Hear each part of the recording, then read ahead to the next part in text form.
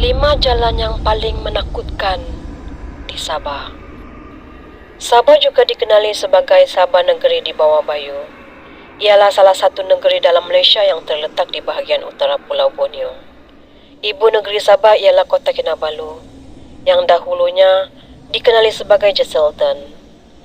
Kedudukan wilayah Sabah yang sangat strategik di bawah laluan angin monsun dan tidak pernah dilanda ribut taufan, kecuali beberapa ribut tropika berskala kecil. Tapi anda jangan sangka, Sabah tiada tempat-tempat atau jalan yang menyeramkan. Apabila anda memandu kereta di jalan-jalan yang sunyi dan gelap, terutamanya ketika waktu malam, apa perasaan anda waktu itu? Tentunya anda dilanda perasaan yang menyeramkan.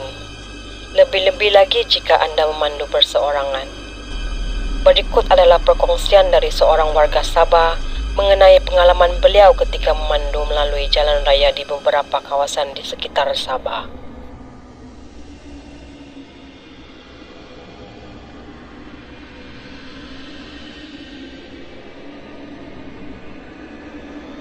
Hello guys, welcome to Alex Story Time.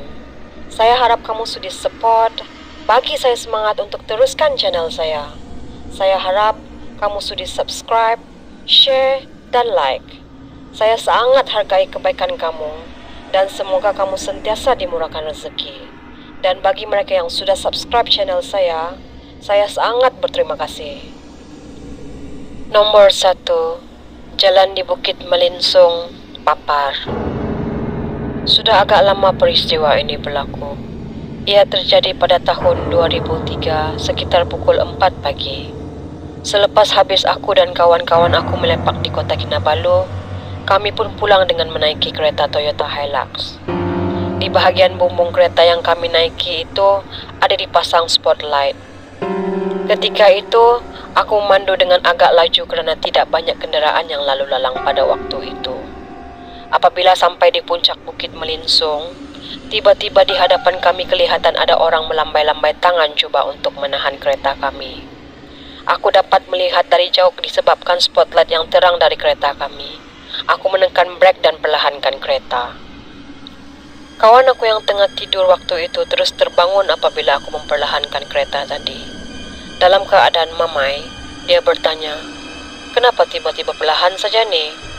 Aku pun menjawab, "Itu dekat depan, ada orang tahan kereta kita. Nak tumpang kali."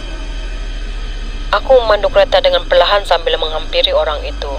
Namun apabila dah dekat dengan orang itu, aku terus menekan minyak dan memecut laju kereta.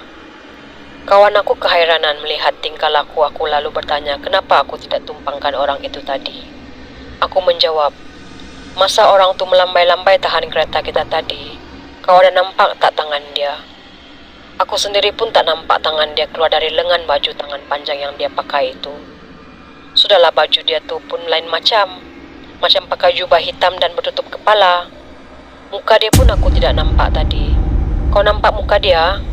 Hitam saja kan? Macam orang itu tidak ada muka. Kau tengok jam berapa sekarang? Sudah pukul 4 bah. Terus terdiam kawan aku mendengar penjelasan aku yang panjang lebar itu. Kami masing-masing diam membisu di dalam kereta sambil melayan perasaan seram yang menyelubungi diri kami pada waktu itu.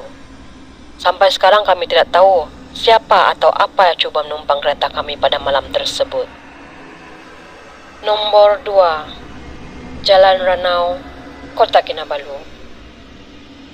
Pada tahun 2005, aku bersama kawan-kawan 4 orang semuanya. Seorang darinya adalah saudara aku, manakala 2 lagi adalah kawan-kawan aku. Seorang berasal dari Sarawak, manakala seorang lagi dari Semenanjung.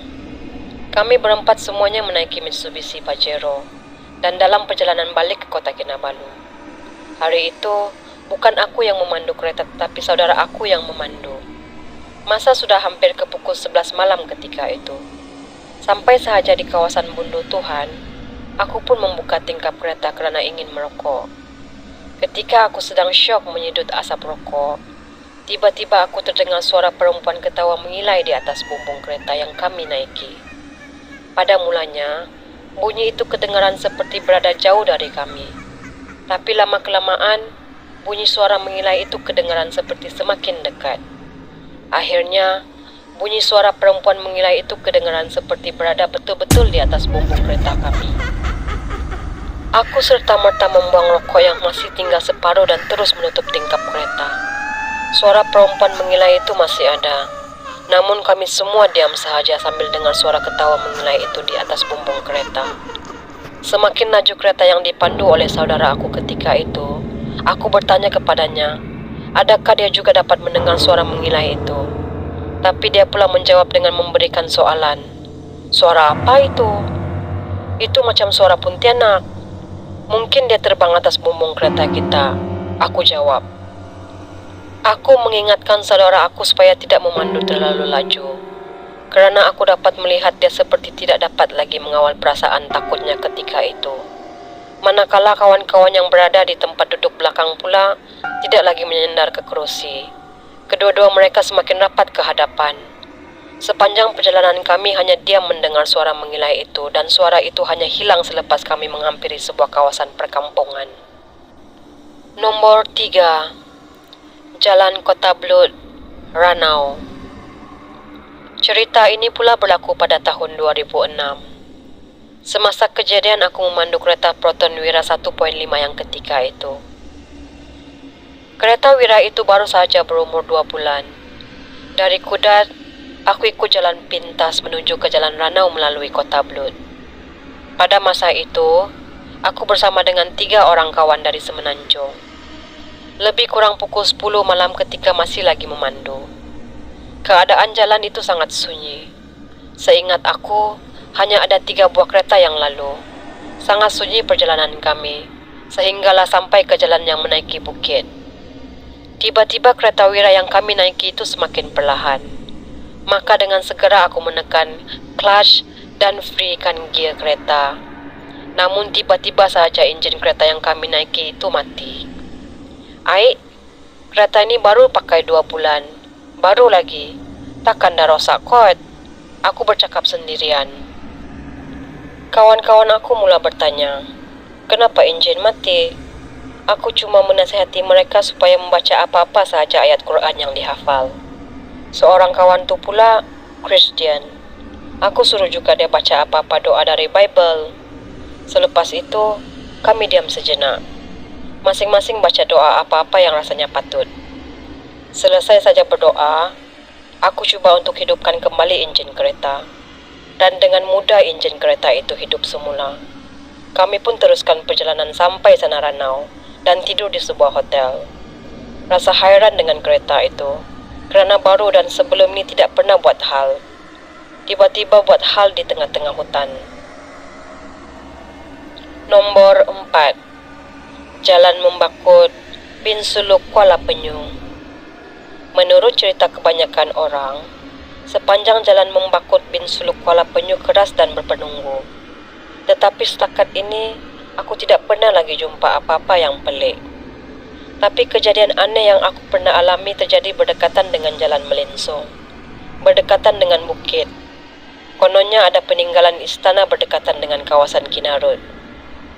Masa itu aku dalam perjalanan dari kota Kinabalu bersama dengan abang aku.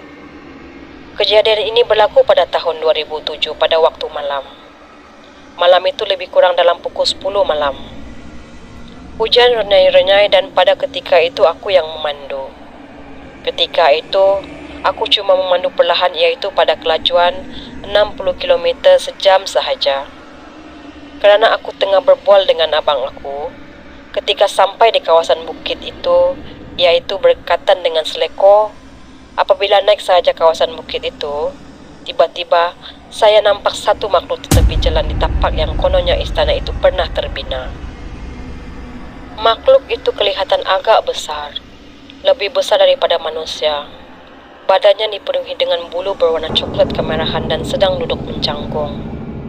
Lututnya kelihatan lebih tinggi dari kepalanya.